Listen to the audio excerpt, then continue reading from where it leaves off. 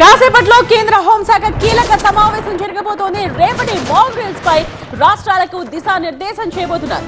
రాష్ట్రాల సీఎస్లతో హోంశాఖ కార్యదర్శి వీడియో కాన్ఫరెన్స్ లో మాట్లాడతారు. 244 జిల్లాల్లో మాక్ డ్రిల్ లో పాల్గొనబోతున్నారు పోలీసులు, వాలంటీర్స్. యుద్ధ సమయంలో సురక్షితంగా ఉండటంపై ప్రజలకు కేంద్ర రాష్ట్ర ప్రభుత్వాలు శిక్షణ ఇవ్వబోతున్నాయి. ఢిల్లీ నుంచి మరింత సమాచారం అందించేందుకు మా ప్రతినిధి గోపి ప్రస్తుతం మనకి లైవ్లో సిద్ధంగా ఉన్నారు. గోపి, ఈ సిఎస్లతోటి హోంశాఖ మీటింగ్కి సంబంధించి ఎజెండా ఏమని ఉంది, ఎంతసేపు కొనసాగే అవకాశం ఉంది, ఎట్లాంటి గైడ్ లైన్స్ ఇప్పుడు ఆయా రాష్ట్రాల యూనిటరీ టెరిటరీ సిఎస్లకు అందబోతున్నాయి?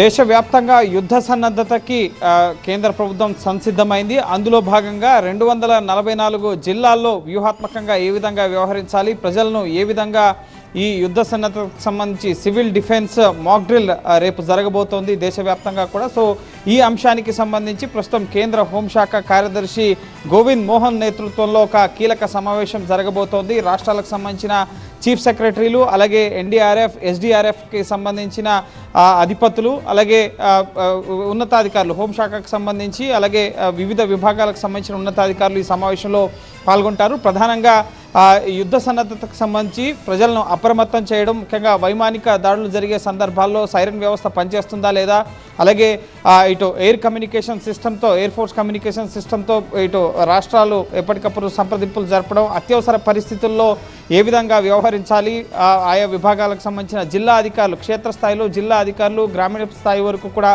ప్రజలను ఏ విధంగా అప్రమత్తం చేయాలి అన్న అంశానికి సంబంధించి ప్రధానంగా చీఫ్ సెక్రటరీలకి దిశానిర్దేశం చేయబోతుంది కేంద్ర హోంశాఖ. ఇప్పటికే మే 2న ఒక లేఖ పంపించడం జరిగింది. దానికి కంటిన్యూస్గానే ఈరోజు ఈ సమావేశం జరుగుతుంది. రేపు ప్రధానంగా జిల్లా అధికారులు, పోలీసు అధికారులు, అలాగే ఎన్డీఆర్ఎఫ్, ఎస్డీఆర్ఎఫ్తో పాటుగా ముఖ్యంగా విద్యార్థులు, కళాశాలకు సంబంధించిన విద్యార్థులు, ఎన్సీసీ, ఎన్ఎస్ఎస్ ముఖ్యంగా, అలాగే వివిధ కళాశాల విద్యార్థులకు సంబంధించి ఈ మాక్ డ్రిల్స్లో పాల్గొనేందుకు ముఖ్యంగా అత్యవసర పరిస్థితుల్లో సురక్షిత ప్రాంతాలకు ప్రజలను తరలించడంతో పాటుగా ఎయిర్ స్ట్రైక్స్ జరుగుతున్న సమయంలో సైరన్ వ్యవస్థను మెరుగుపరచుకోవడం, అలాగే ఇటు చీకటి పూర్తిగా లైట్లను ఆర్పివేయడం, ఇళ్లలో సురక్షితంగా ఉండడం, బంకర్లను శుభ్రం పరచడం, అలాగే కందకాలను శుభ్రం చేయడం, ఈ విధంగా అన్ని కోణాల్లో కూడా ప్రభుత్వం, రాష్ట్ర ప్రభుత్వాలు చర్యలు తీసుకోవాలని చెప్పి కొన్ని గైడ్లైన్స్ని విడుదల చేయడం జరిగింది నిన్న. సో వాటి సంసిద్ధత కోసమే మాక్ డ్రిల్స్ నిర్వహణకు సంబంధించి ఎటువంటి ఏర్పాట్లు జరుగుతున్నాయి, ముఖ్యంగా